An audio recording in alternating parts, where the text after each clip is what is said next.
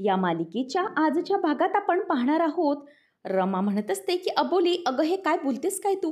तेव्हा मग अबोली सांगते की हो आई, हे जे सगळं केलंय ना ते राघूने केलंय. राघू माझ्या बाबतीत असं वागली. तेव्हा हे ऐकल्यावर ह्या सगळ्याचा धक्का रमाला बसतो. रमा म्हणते की अगं अबोली, काहीतरीच काय बोलतेस तू? राघू हे सगळं करणं शक्यच नाही. आणि ती चिडत असते. त्याच वेळेला मग आता अबोली म्हणते की हो आई, राघूनेच हे सगळं केलेलं आहे आणि तिने मला वेडं ठरवण्याचा प्रयत्न केला आणि त्या बहुरूप्याला मदत तीच करत होती. तेव्हा मग हे सगळं ती का करत होती? मी तिच्यावर इतका विश्वास ठेवला, पण ती माझ्याशी असं का वागली? हे मी सगळं बघणारच आहे आणि तिला योग्य तो जाब विचारणारच आहे मी. तेव्हा रमा म्हणते की नाही अगं अबोली, तुझा काहीतरी गैरसमज होतोय. या आपल्या राघूने काहीच केलं नाही अगं. असं राघू करणं अशक्य आहे.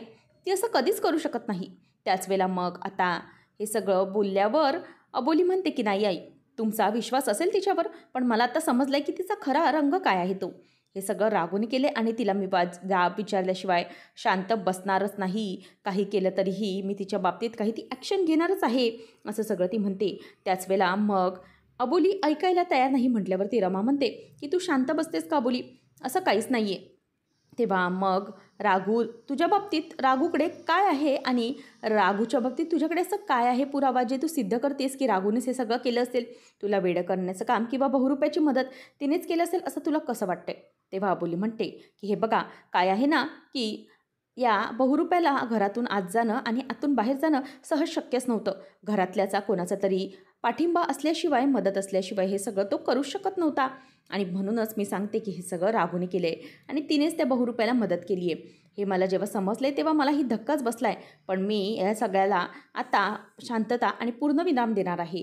राघूला सगळं विचारणार आहे मी की ती माझ्याबरोबर असं का वागली आहे ते. त्याच वेळेला मग आता रमा म्हणते की अबोली, तुला किती वेळा सांगू मी, किती समजावू की आपली राघू असं करू शकत नाही. राघूने असं करणं शक्यच नाही आहे अगं. तेव्हा अबोली म्हणते की नाही आई, तुम्ही एवढी राघूची बाजू घेऊ नका. तुमची मुलगी आहे म्हणून तुम्ही तिला अशी पाठीशी घालू नका. तिची चूक आहे ना, ती चूक आहे आणि तिची चूक मी सगळ्यांसमोर आता आणणारच आहे. काही झालं तरीही तुम्ही आता तिला अजिबात पाठीशी घालण्याचा प्रयत्न करूच नका, असं सगळं आता हे सगळं रमा म्हणते.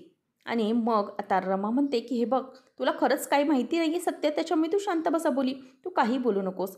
मग आता राघूने हे केलं नाही म्हटल्यावर अबोली म्हणते की मग मला सांगा नाही, तुम्हाला माहिती आहे का कोणी केलं हे? राघूने नाही केलं तर? त्याच वेळेला आता रमा ओरडते आणि म्हणते की हो, मला माहिती आहे कोणी केलं ते, मी केलं हे सगळं. असं म्हटल्यावरती आता अबोलीला धक्का बसतो. अबोली म्हणते की काय आई, तुम्ही केलं हे सगळं? तेव्हा रमा म्हणते की हो हो, मीच केलं हे सगळं आणि मी हे राघूला वाचवायला नाही बोलत आहे अबोली, मी तुझ्याशी आता खरं बोलते. हे सगळं मी केलं आहे. तर बहुरूप्याला मदत किंवा तुला वेडं ठरवण्याचं सगळं काम हे सगळं मीच केलेलं आहे, असं सगळं ती आता बोलून दाखवते. आणि त्यानंतर मग अबोली म्हणते की आई, हे काय केलं तुम्ही आणि तुम्ही माझ्याबरोबर अशा का वागलात? त्याच वेळेला रमाकडे आता काहीही बोलायला उत्तर नसतं. तिने सगळं खरं खरं आता अबोलीसमोर कबुली देऊन टाकलेली असते. पुढे काय बोलावं हे तिला काहीच कळत नसतं. त्यानंतर आता अबोली म्हणते की आई, तुम्ही हे केलं? तिच्या डोळ्यामध्ये आता पाणी यायला लागतं. ती म्हणते की मला माहीत होतं, मला क्रिशने पोलीस स्टेशनमध्ये सगळं सत्य सांगून टाकलं होतं की जेव्हा तुम्ही इथे आलात तेव्हा मामाकडून तुम्ही 3 दिवस अगोदरच निघाला होतात आणि 3 दिवस अगोदरच तुम्ही इकडे जर मुंबईत आला होतात तर मग तुम्ही कुठे राहिलात, असा प्रश्न मलाही पडला होता. म्हणूनच मी पुढची उत्तरं शोधत गेले आणि हे बघा, हे तुमचं ट्रेनचं तिकीट सापडलं. त्याच्यामध्ये तुमची 3 दिवस अगोदरची तिकीट होती, पण तुम्ही इथे 3 दिवसानंतर घरी आलात. हे 3 दिवस तुम्ही काय करत होता ताई? मला जरा सांगाल का? तुमचं असं काय अर्जंट काम होतं जे तुम्ही थांबला होतात? तुम्हाला सांगावंच लागेल आता आई मला. बस झालं, किती लपवाछपवी करणार आहात अजून? खरं तर या सगळ्यामध्ये मला खूप वाईट वाटलं की सगळ्यात माझी जवळची व्यक्ती म्हणजे तुम्ही हे सगळं केलं आहे. त्याचा तर मला जास्तच धक्का बसला की माझ्या जवळचा माणूस माझ्याशी असं कसा वागू शकतो. खरं तर मी तुम्हाला सासू म्हणून कधीच मानलं नाही, नेहमी तुम्हाला आई म्हणून मानलं. कधीही मी आईचा विचार केला. लहानपणापासून मला आईचं प्रेम मिळालं नव्हतं, ते तुम्ही मला दिलंत. आई म्हटलं की तुमचा चेहरा माझ्यासमोर कायम येतो, पण तुम्ही माझ्याबरोबर अशा का वागलात? प्रत्येक वेळेला तुम्हाला पाहिलं की मला बाप्पा आठवतो आणि तुम्ही माझी नेहमीप्रमाणे मदत करत असता. असं आता तुम्ही का केलंत पण? तुम्हीच मला असा त्रास देण्याचा प्रयत्न कसा केलात? का केलात मला सांगा? तेव्हा आता तिच्यासमोर लगेच रमा हात जोडून म्हणते की मला माफ कर अबोली, मी तुझ्याबरोबर खूप चुकीचं वागले, तुला खूप त्रास देण्याचा प्रयत्न केला, मला माफ कर. आणि ती आता धायमुकून रडायला लागते. अबोली तिच्या खांद्यावर हात ठेवून म्हणते की आई, शांत व्हा, शांत व्हा प्लीज, तुम्ही रडू नका. मला तुम्हाला आरोपीच्या पिंजऱ्यात उभं नाही करायचं आहे, पण मला खरं खरं सांगा अशी काय मजबुरी होती की जे हे तुम्हाला पाऊल उचलावं लागलं.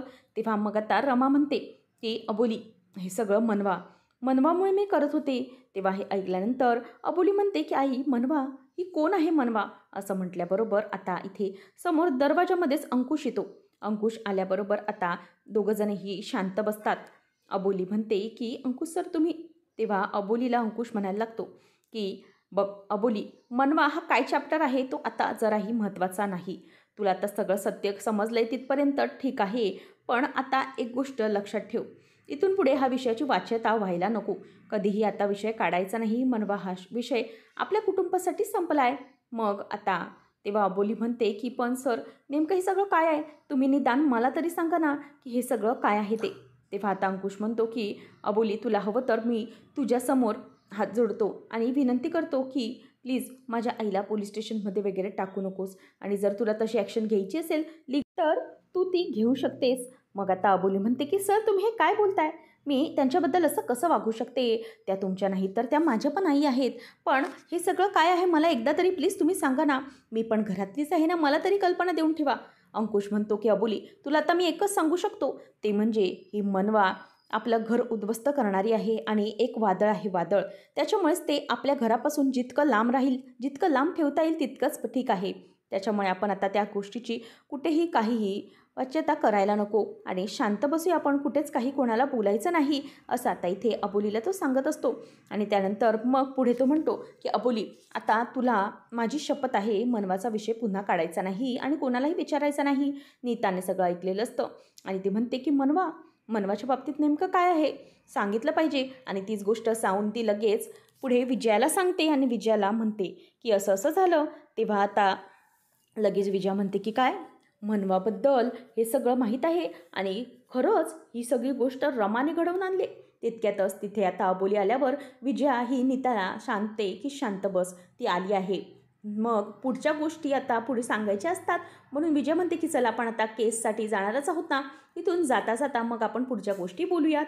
आणि नीता आणि विजय आता निघालेले असतात. त्याचबरोबर समोर आता नीताला रमा दिसते.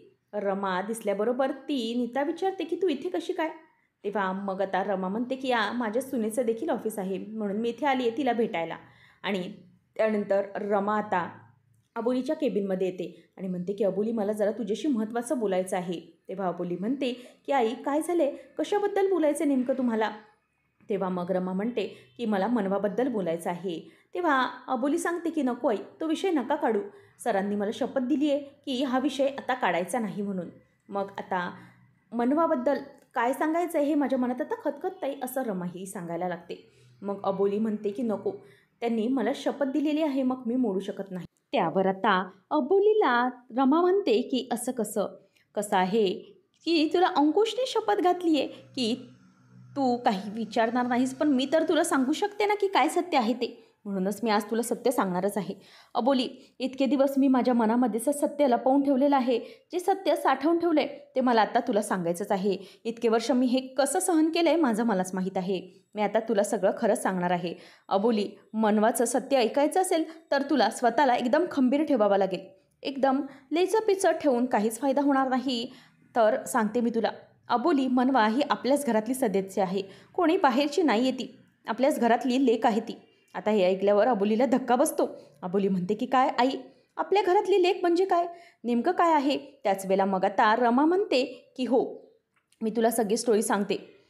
हा वेळ होता जेव्हा आपले हे म्हणजेच तुझे सासरे होते ते इन्स्पेक्टर होते आणि आपले जे काका होते ते नुकतेच ड्युटी जॉईन केली होती, ते हवालदार होते. आणि त्याच वेळेला एका मुंबईच्या एरियामध्ये पोलिसांना खबर लागली होती की रेड लाईट एरिया आहे, म्हणूनच तिथे पोलीस छापा टाकायला गेले तर तिथे काही महिला सापडल्या ज्या देहविक्री करणाऱ्या होत्या आणि त्या महिला या पोलीस स्टेशनला घेऊन गेले होते. तेव्हा मग ते सगळ्यांची माहिती घेणारे आपले काका होते, माधव काका. ते काका सगळ्या बायकांची माहिती घेत होते आणि त्या बायकांमध्ये एक मुलगी होती ज्योत्स्ना. तेव्हा मग आता अबोली म्हणते की आई आपण तर मनवाबद्दल बोलतोय ना, मग ही ज्योत्स्नामध्येच कुठे. तेव्हा आता रमा सांगते की ज्योत्स्ना, खरं तर ज्योत्स्नाच या सगळ्या गोष्टीची मेन आहे, तिच्यामुळेच तर या कहाणीला खरी सुरुवात होत आहे.